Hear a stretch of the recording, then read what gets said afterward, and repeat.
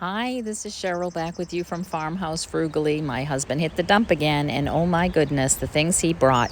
He is really starting to get me 37 years later. Look at these beautiful brackets. They are so lovely, and I think I actually have one just like it somewhere, so I might actually have 4 of these. Someone, yes, put these at the dump. Then this little frame on a stand, it's upside down. Here it is, right side up.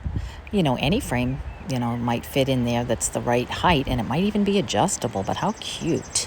And then this cute shelf with 2 beautiful brackets. Definitely needs some paint and some distressing, but adorable. This picture frame that already has chicken wire in it just needs a little glue and then some embellishments on it. These picture frames and little signs, kind of more Farmhouse by the Sea, but really cute. And then a couple of just light colored picture frames, just easy to work with, easy to paint. This one, which is lovely, holds 4 pictures. It's like 2 feet long. A couple of basic black ones that can certainly be painted and distressed. This little sign, welcome to our happy home.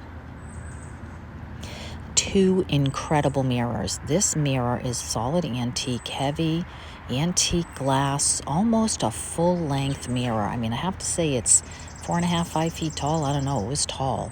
And then this one, oh my word, it's in my garage. You see my car? That is how big this mirror is.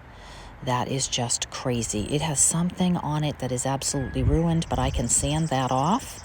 It is going to be spectacular. And then, oh my word, look at these. Architectural metal tiles, probably from a ceiling once upon a time, turned into frames. Different designs, all in the same color scheme. Oh my goodness. I love these just the way they are. They just need to be polyurethane. 9 of them. Can you even believe it?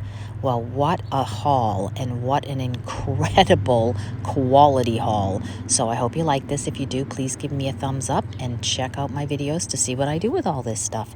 Thanks for stopping by.